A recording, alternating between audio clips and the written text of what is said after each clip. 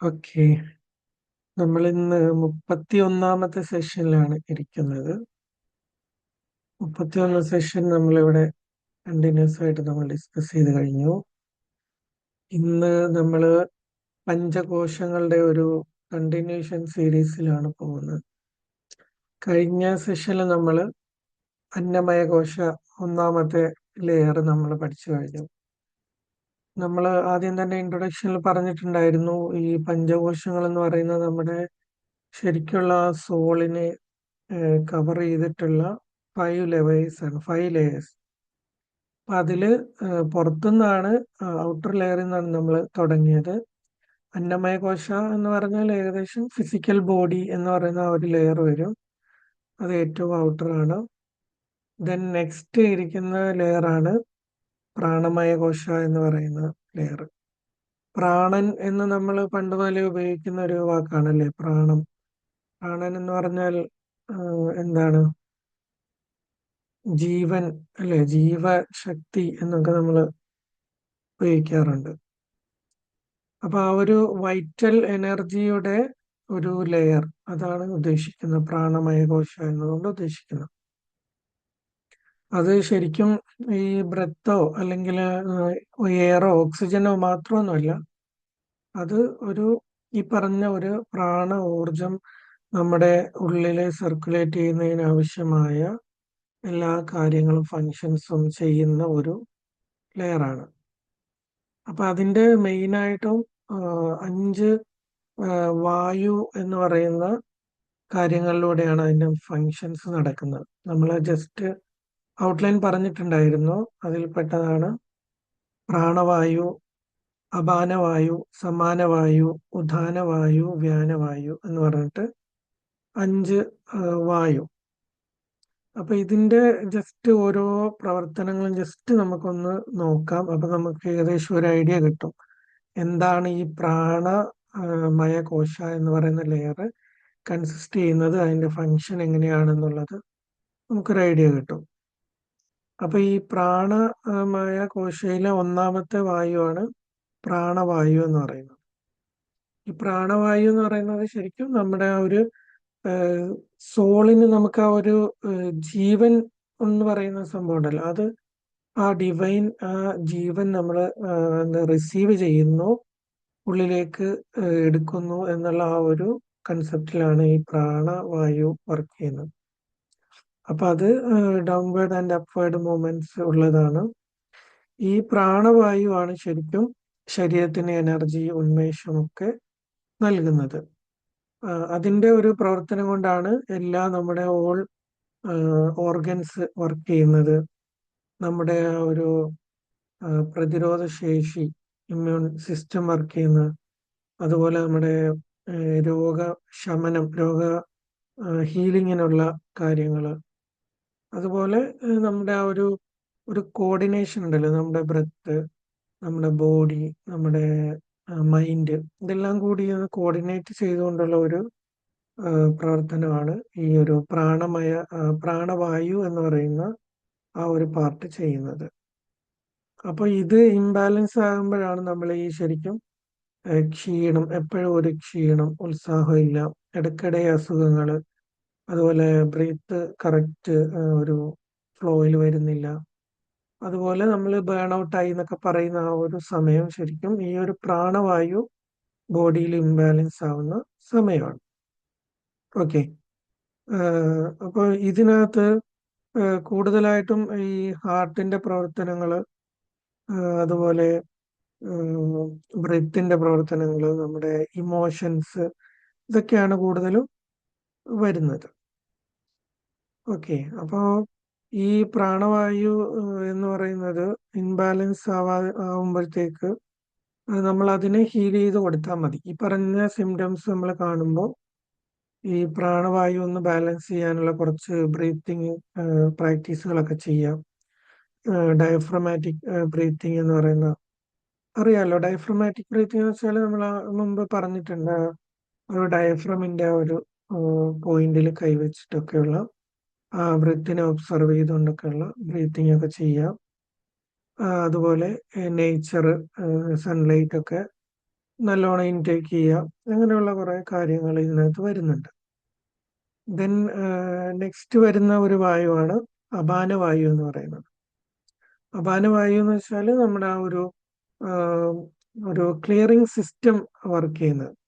നമ്മുടെ ആ ഒരു ഫുഡ് വേസ്റ്റ് പോകാനും അതുപോലെ തന്നെ ഇപ്പം ലേഡീസിന്റെ കേസിലാണെങ്കിൽ മെൻസ്ട്രൽ പ്രോസസ്സുകൾ നടക്കുന്നതൊക്കെ ഈ ഒരു അപാനവായുവിന്റെ ഒരു പ്രവർത്തനം കൊണ്ടാണ്. അതുപോലെ നമ്മുടെ മറ്റു കാര്യങ്ങളൊക്കെ ഈ പെൽവിക് ഫ്ലോറുമായിട്ട് ബന്ധപ്പെട്ട ആ ഒരു ഭാഗത്തുള്ള ഇന്റേണൽ ഓർഗൻസിന്റെ ഒക്കെ വർക്കുകൾ കാര്യങ്ങളൊക്കെ ഈ ഒരു അപാനവായു എന്ന് പറയുന്ന ഈ വായുവിന്റെ പ്രവർത്തനങ്ങൾ കൊണ്ടാണ്. അപ്പൊ ഇത് ശരിക്കും ഇംബാലൻസ് ആകുമ്പോഴാണ് നമ്മൾ പറയാറുള്ളത് ഈ ഫുഡ് ബാലൻസ് അല്ല, അതുപോലെ കോൺസ്റ്റിപ്പേഷൻ വരുന്നു. ഇനി ഇമോഷണലി പറയുകയാണെങ്കിൽ എപ്പോഴും ഒരു ഇൻസെക്യൂർ ആയിട്ട് ഫീൽ ചെയ്യുന്നു, ഒരു സേഫ്റ്റി ഇല്ലാത്ത പോലെ. നമുക്ക് അങ്ങനെയാണല്ലോ ഈ പേടി വരുന്ന സമയത്ത് എപ്പോഴും ഒരു ഗട്ടിന്റെ അവിടെ നിന്ന് ഒരു ഫീല് വരുന്ന ഒരു നമ്മൾ ഫീൽ ചെയ്യാറുണ്ടല്ലോ. അപ്പൊ അതൊക്കെ ഈ ഒരു അപാനവായുവിന്റെ ഒരു ഇംബാലൻസുമായിട്ട് ബന്ധപ്പെട്ടാണ് വരുന്നത്. അപ്പൊ അതിന് കൂടുതലായിട്ടും നമ്മൾ ഈ ഫുഡിൽ കുറച്ച് ഫൈബർ, നമ്മൾ മുമ്പ് പറഞ്ഞിട്ടുള്ള കാര്യങ്ങളൊക്കെ ന്യൂട്രീഷ്യസ് ആയിട്ടുള്ള ഫുഡുകൾ കഴിക്കാം.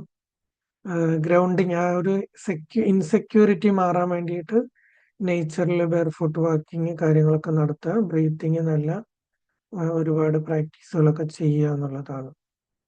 ദെൻ നെക്സ്റ്റ് വരുന്നതാണ് സമാന വായു എന്ന് പറയുന്നത്. ഈ അപാന വായു ശരിക്കും ഒരു ഡൗൺവേർഡ് മൂവ്മെന്റ്സ് ആണ് അതിൻ്റെ ഉള്ളത്.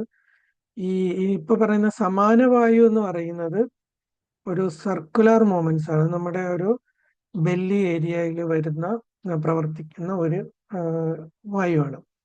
ശരിക്കും ആ ഒരു സർക്കുലർ മോഷൻ, അതിലാണ് നമ്മുടെ ഡൈജഷൻ ഒക്കെ നടക്കുന്നത്. അതുപോലെ കഴിക്കുന്ന ഫുഡിൽ നിന്നുള്ള ആ ഒരു ന്യൂട്രീഷ്യൻസ് ഒക്കെ അബ്സോർബ് ചെയ്ത് ബോഡിയിലേക്ക് കൊടുക്കുന്ന ഒരു കാര്യങ്ങളൊക്കെ ഈ ഒരു സമാന വായുവിന്റെ പ്രവർത്തനങ്ങളാണ്.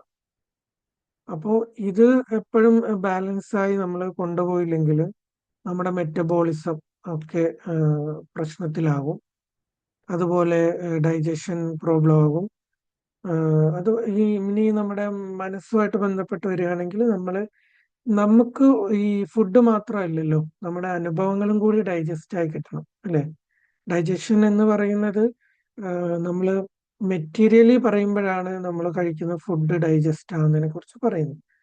എന്നാൽ സ്പിരിച്വലി പറയുമ്പോൾ അവിടെ ഒരു ഡൈജഷൻ വരുന്നത് നമ്മുടെ ഇമോഷൻസ്, നമ്മുടെ എക്സ്പീരിയൻസ്, നമ്മുടെ ഈ ശൈലിയിൽ തന്നെ നമ്മൾ ഉണ്ടാവും. എന്തോ അയാളുടെ ആ ഒരു പെരുമാറ്റം എനിക്ക് അങ്ങോട്ട് ദഹിച്ചില്ല, അല്ലെ? അങ്ങനെ നമ്മൾ ഉപയോഗിക്കാറുണ്ട്.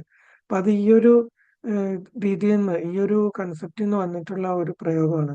അത് ദഹിക്കുക എന്ന് പറയുന്നത് ഇമോഷനും ശരിക്കും നമുക്ക് ആ ഒരു എക്സ്പീരിയൻസുകളും നമ്മൾ ദഹിച്ച് അത് നല്ലതാണെങ്കിൽ നമ്മൾ എടുക്കുക, ഇല്ലാത്തതാണെങ്കിൽ അത് ഒഴിവാക്കുക എന്നുള്ള ഒരു പ്രോസസ്സ് നമുക്ക് ഉള്ളിലും നടക്കണം എന്നുള്ളതാണ്. അപ്പൊ അതിന്റെ കാര്യങ്ങളൊക്കെ ശരിക്കും ഈ ഒരു സമാനവായു കൊണ്ടാണ് നടക്കുന്നത്.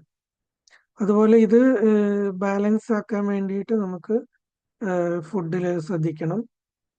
അതുപോലെ തന്നെ നമ്മളെ ഫിസിക്കൽ ആക്ടിവിറ്റീസ് വേണം. ഇപ്പം ഈ ബ്രീത്തിങ് ആണെങ്കിൽ കുറച്ചുകൂടി സ്പീഡിൽ എടുക്കുന്ന ബ്രീത്ത് ഒക്കെ ഉണ്ട്. ഈ ബെല്ലി മസിൽസിനൊക്കെ നല്ലൊരു കോൺട്രാക്ഷനും എക്സ്പാൻഷനും കിട്ടുന്ന രീതിയിലുള്ള ഫയർ ഫയർ ബ്രീത്ത് എന്നൊക്കെ പറഞ്ഞിട്ട് അങ്ങനത്തെ കുറച്ച് ബ്രീത്തിങ് പ്രാക്ടീസുകളുണ്ട്. അതൊക്കെ ചെയ്താൽ നമുക്കിത് ബാലൻസ് ആക്കാൻ പറ്റും എന്നുള്ളതാണ്. ദെൻ നെക്സ്റ്റ് വരുന്നതാണ് ഉദാന വായു എന്ന് പറയുന്ന ഒരു വായു. അത് ശരിക്കും ഈ ഒരു മുകളിലെ ഭാഗത്താണ് അതിൻ്റെ ശരിക്കും ആക്ഷൻ നടക്കുന്നത്. ശരിക്കും അത് മുകളിലേക്ക് ഇങ്ങനെ പ്രോസസ് ചെയ്തുകൊണ്ടിരിക്കുന്ന ഒരു വായുവാണ്. നമ്മുടെ തൊണ്ട ഭാഗം നമ്മുടെ തലയിലേക്കൊക്കെ പോകുന്ന വായു, സർക്കുലേറ്റ് ചെയ്യുന്ന വായു. ഇതിലാണ് ശരിക്കും നമ്മുടെ ഒരു കമ്മ്യൂണിക്കേഷൻ, നമ്മുടെ എക്സ്പ്രഷൻ എബിലിറ്റി ഒക്കെ വരുന്നത്. അപ്പോൾ ഒരാൾക്ക് എക്സ്പ്രസ് ചെയ്യാനായിട്ട് എല്ലാം അറിയാം, പക്ഷെ പ്രതികരിക്കണമെന്നും അറിയാം, പക്ഷെ എന്നാലും പ്രതികരിക്കാതെ പോകുന്ന സിറ്റുവേഷനിലേക്ക് പറയാം നമുക്ക്. അവരുടെ ഈ പറഞ്ഞ ഉദാന വായുവിന്റെ ഒരു സർക്കുലേഷൻ അവരുടെ ശരീരത്തിൽ ബാലൻസ് അല്ല എന്ന് നമുക്ക് പറയാൻ പറ്റും. കാരണം അതുകൊണ്ടാണ് അവർക്ക് ആ ഒരു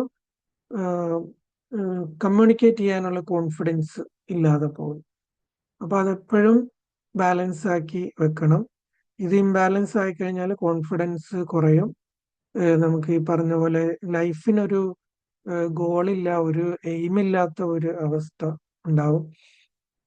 സൗണ്ടിനൊക്കെ എപ്പോഴും ഒരു പിടുത്തം ഉണ്ടാവും, ഒരു ഫ്ലുവൻ്റ് ആയിട്ട് പറയാനൊന്നും കഴിയില്ല. എപ്പോഴും അവര് സംസാരിക്കുമ്പോൾ ഇങ്ങനെ ഒരു ഒരു പിടുത്തം അവരുടെ സൗണ്ടിനൊക്കെ ഉണ്ടാവും.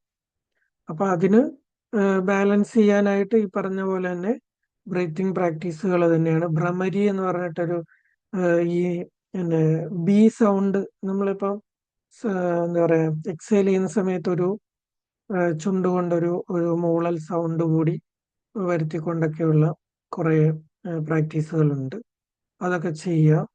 അതുപോലെ നമ്മൾ വെറുതെയെങ്കിലും ഇങ്ങനെ പാട്ടൊക്കെ പാടി നോക്കുക.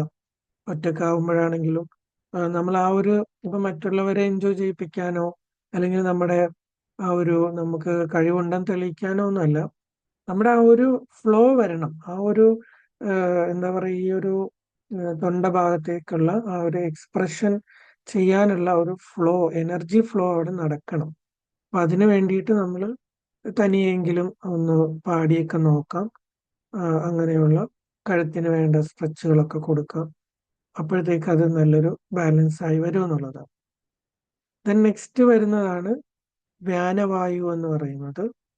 വ്യാനവായു എന്ന് വെച്ചാല് മൊത്തം ഓവറോൾ ബോഡിയിലേക്കുള്ള ഒരു സർക്കുലേഷൻ, എല്ലാ ഭാഗത്തേക്കും പോകുന്ന ഒരു സർക്കുലേഷൻ ആണ്.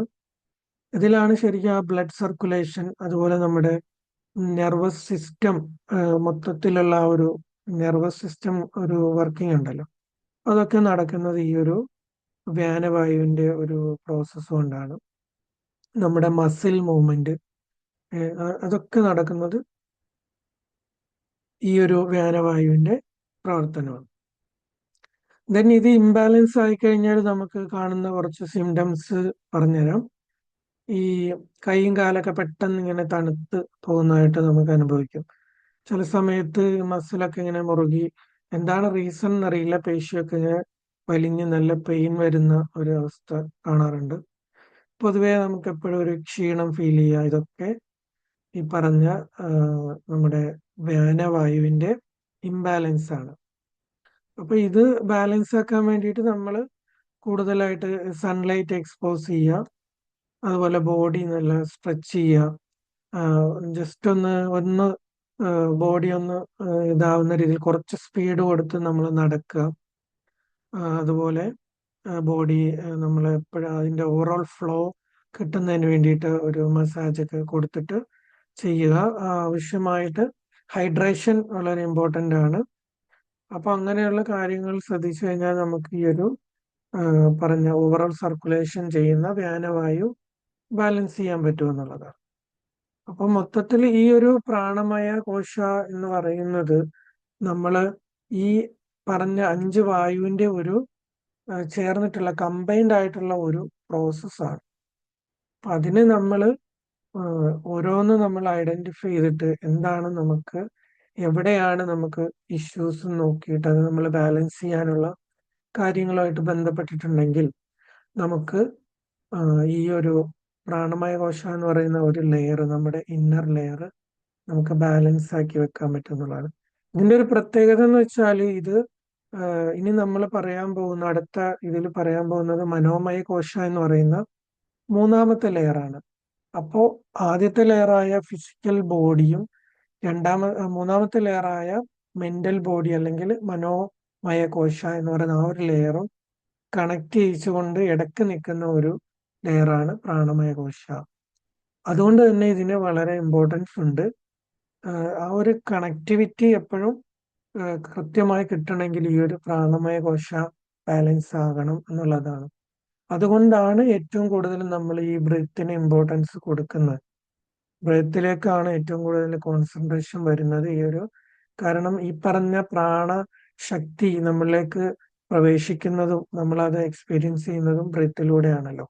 അപ്പൊ അതുകൊണ്ട് അതാണ് ഈ ഒരു പ്രാണമയകോശ ബാലൻസ് ചെയ്യാനുള്ള കാര്യങ്ങളൊക്കെ ഒന്ന് ഞാൻ ഓവറോൾ പറഞ്ഞതാണ്. ഇനി നമുക്ക് ജസ്റ്റ് നിങ്ങളുടെ ഒരു ഫീഡ്ബാക്ക് കാര്യങ്ങളൊക്കെ ഷെയർ ചെയ്തിട്ട് നമുക്ക് ഇന്നത്തെ സെഷൻ വൈൻഡപ്പ് ചെയ്യാം. Okay, over to U.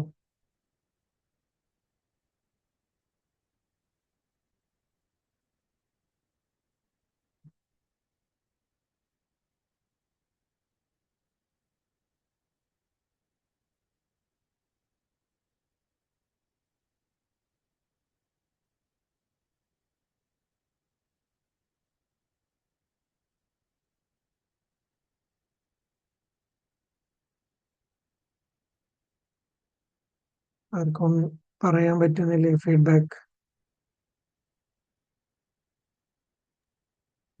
BC ma'am. Yes. ഫീഡ്ബാക്കിന് പറ്റിയൊരു ഇതിലല്ല ഞാനിപ്പം. Okay ma'am, busy ma'am strain എടുക്കണ്ട. ഇനോ പിന്നെ സാറിന്റെ സെഷൻ വളരെ വളരെ നന്നായിരുന്നു.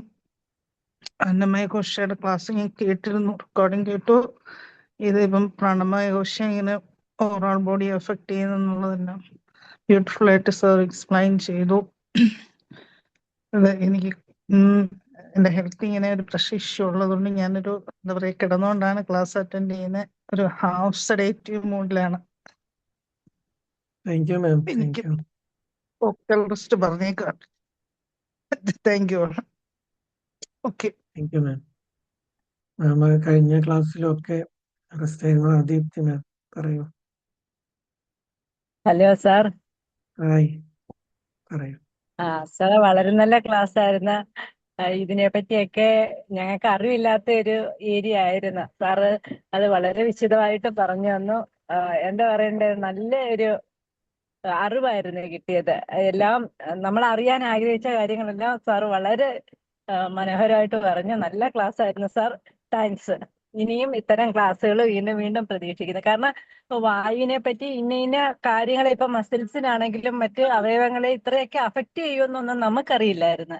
പക്ഷെ ഇത് കേട്ടപ്പോഴാണോ അയ്യോ ഇത്രയൊക്കെ കാര്യങ്ങൾ ഇതുകൊണ്ട് ഉണ്ടാവുന്നുണ്ടോന്ന് നമുക്ക് തോന്നിപ്പോയത്. ഓക്കെ സാർ, നല്ല ഇൻഫർമേഷൻ ആയിരുന്നു. Thank you. Thank you. Thank you Deepti ma'am. Thank you. അതാണ് നമ്മള് മനസ്സിലാക്കുന്ന വളരെ കുറച്ചാണ് ശരിക്കും എന്നാണ് പറയുന്നത്. നമ്മുടെ ബോഡിയിൽ തന്നെ ഈ ഒരുപാട് കാര്യങ്ങൾ നമുക്ക് മനസ്സിലാക്കാനുണ്ട് എന്നുള്ളതാണ്. തിരിച്ചറിയുന്നതോടുകൂടി നമ്മുടെ ഒരു റിസൾട്ട് അത് ഭയങ്കര വലുതായിരിക്കും, നമ്മുടെ ഒരു മുന്നോട്ടുള്ള പ്രോഗ്രസ്. ഓക്കെ, അപ്പോ ദെൻ ഇനി ആർക്കെങ്കിലും പറയാനുണ്ടോ? കുറഞ്ഞ സമയം ബാക്കിയുണ്ട്. കഴിഞ്ഞിട്ട് നമുക്ക് വൈൻഡപ്പ് ചെയ്യാം. നെക്സ്റ്റ് സെഷനിൽ നമുക്ക് മൂന്നാമത്തെ ലെയർ ചർച്ച ചെയ്യാം. പഞ്ചകോശാസ് എന്തായാലും 5 ലെയറും നമുക്ക് ഡിസ്കസ് ചെയ്ത് പോവാം. അത് കഴിഞ്ഞിട്ട് നമുക്ക് അടുത്ത ഉപകാരപ്രദമായ അടുത്തൊരു സബ്ജക്റ്റിലേക്ക് പോകാന്നുള്ളതാണ്. ഓക്കെ,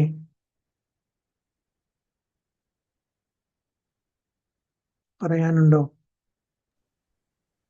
ഞാൻ പറയാം. ഞാനിപ്പം ഈ സാറ് പറഞ്ഞ പോലെ ഇതൊക്കെ എനിക്ക് പുതിയ അറിവാണ്. പക്ഷെ ഞാൻ ബ്രെത്ത് പ്രാക്ടീസ് ചെയ്യുന്നുണ്ട്. കാരണം സാറിനോട് ഞാൻ സംസാരിച്ചിട്ടുള്ളതാണ്. എനിക്ക് സംസാരിക്കാനുള്ള ബുദ്ധിമുട്ട് ഭയങ്കര ഒരു ഹെസിറ്റേഷൻ ആണ് എനിക്ക്. എൻ്റെ കാര്യങ്ങൾ അല്ലെങ്കിൽ ഒരു ജെനുവിൻ ആയിട്ടുള്ള ഹോണസ്റ്റ് ആയിട്ടുള്ള കാര്യങ്ങളൊക്കെ സംസാരിക്കാൻ എൻ്റെ മനസ്സിൽ തോന്നിയെങ്കിലും ഞാനത് പറയില്ല, പല കാരണങ്ങൾ കൊണ്ട്. ഇപ്പം ഈ സന്ദർഭത്തിൽ മാത്രമല്ല, ഡേ ടു ഡേ ലൈഫിലെ കാര്യങ്ങളാണ് ഞാൻ പറയുന്നത്. പക്ഷെ ഞാനിപ്പം 1-2 ബ്രീത്തിങ് പ്രാക്ടീസ് ചെയ്യുന്നുണ്ട്. അപ്പൊ ആ ഒരു ബ്രീത്തിങ് പ്രാക്ടീസ് എനിക്കാണെങ്കിൽ 1 സെക്കൻഡ് പോലും ചെയ്യാൻ പറ്റുന്നില്ലായിരുന്നു. ഇൻസ്ട്രക്ടർ ആണെങ്കിൽ 1-2 മിനിറ്റാ ചെയ്യുന്നത്.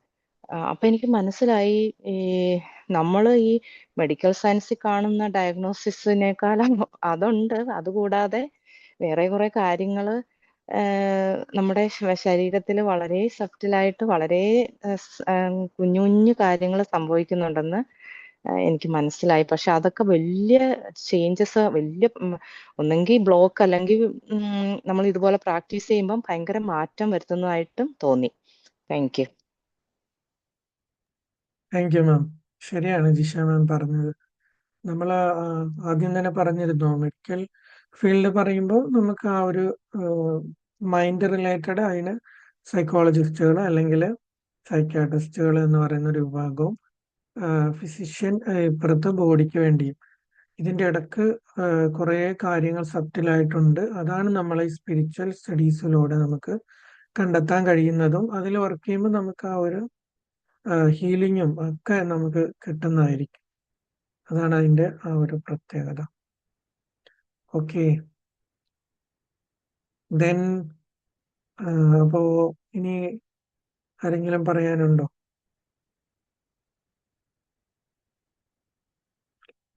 ഇഷ മാം പറഞ്ഞത് വളരെ ഒരു കാര്യപ്പെട്ട പോയിന്റ് ആണ്. ഇത് നമുക്ക് ശരിക്കും ഇങ്ങനെ പ്രാക്ടീസിലൂടെ നമുക്ക് ഹീൽ ചെയ്താൽ ആ ഒരു എക്സ്പ്രസിങ്ങിലുള്ള ബ്ലോക്കുകളൊക്കെ നമുക്ക് മാറ്റാൻ പറ്റും.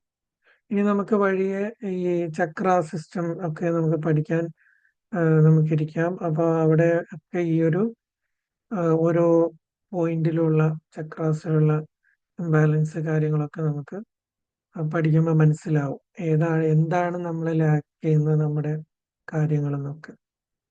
ഓക്കെ, അപ്പോൾ ഇന്ന് ഇവിടെ വന്ന എല്ലാവർക്കും ഒരുപാട് താങ്ക്സ് പറയുന്നു. ഇത്രയും ഹെൽത്ത് കണ്ടീഷൻ ആയ സമയത്തും നമ്മുടെ ഈ ക്ലാസ്സിനോടുള്ള ഒരു കമ്മിറ്റ്മെന്റ് കൊണ്ട് മെസ്സി മാം ഇവിടെ വന്നു. എത്രയും പെട്ടെന്ന് രോഗം പൂർണ്ണമായിട്ടും എല്ലാം സൗഖ്യം പ്രാപിക്കട്ടെ എന്ന് പ്രാർത്ഥിക്കുന്നു. ഇവിടെ ഇന്ന് വന്ന് നമുക്ക് ഫീഡ്ബാക്കുകളും ഒക്കെ പറഞ്ഞ് എല്ലാവർക്കും ഒരിക്കൽ കൂടി നന്ദി പറഞ്ഞുകൊണ്ട് നമുക്ക് അടുത്ത സെഷനിൽ കാണാം. Thank you so much.